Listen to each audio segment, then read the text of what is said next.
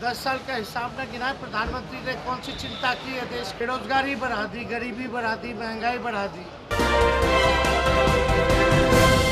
नमस्कार, स्वागत है आपका पीटीएन न्यूज़ में। मैं प्राची कुशवाहा। आपको बता दें कि आज 5वें चरण के चुनाव में तेजस्वी यादव नेता प्रतिपक्ष ने कहा कि हम चुनाव जीत रहे हैं। तेजस्वी यादव से जब पूछा गया कि अमित शाह ने कहा है कि हमने चौथे चरण के चुनाव में ही 270 सीटें प्राप्त कर ली हैं और 5वें चरण के चुनाव में 300 सीटें और प्राप्त कर लेंगे।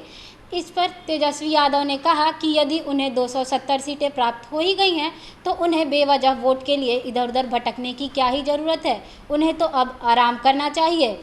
उनसे पूछा गया कि प्रधानमंत्री पटना आ रहे हैं, इस पर क्या कुछ कहते नजर आए तेजस्वी यादव। पहले आप ये सुने। प्रधानमंत्री ने कहा है कि न देश की चिंता है न समाज की, कांग्रेस की, बस परिवार की चिंता है।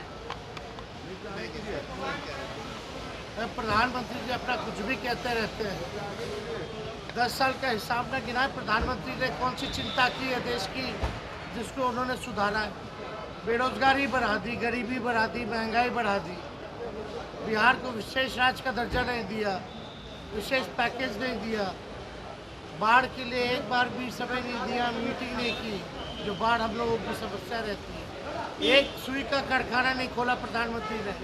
40 में से 39 सांसद के 39 सांसदों ने क्या किया बिहार के लिए, ज़रा हिसाब तो उनको देना चाहिए। और काम की बात तो वो बोलते नहीं है, बेकार की बातें बोलते हैं। पढ़ाई, दवाई, कमाई, सिंचाई के बारे में नहीं बोलते, महंगाई, बेरोजगारी, गरीबी के बारे में नहीं बोलते। तो उनके बोलने से कोई फर्क अब जनता में नहीं पड़ रहा है। अब जनता उनको हटाना चाह रही है। पीएम फिर आ रहे हैं बिहार आज। हाँ तो भाई आए ना, डोनाल्ड ट्रंप को कहने लेके आ रहे हैं, पुतिन को भी बुला लेते हैं। एगो नॉर्थ कोरिया वाले हैं ना, किम जोंग को भी बुला ले और दोनों चारों मिल करके तब भरपूर बिहार में प्रचार करें। अमित शाह ने कल अरे जीत रहे, आपको समझना पड़ेगा कि बीजेपी के लोग घबराए हुए हैं, उनका पतन शुरू हो गया। चलिए, ये अमित शाह ने कल कहा है रैली में कि हम लोग 4 फेज में 270 सीट पार कर चुके हैं। हम लोग 300 कर। भाजपा के यार 3 में सपने देख रहे हैं 300 सीटों के।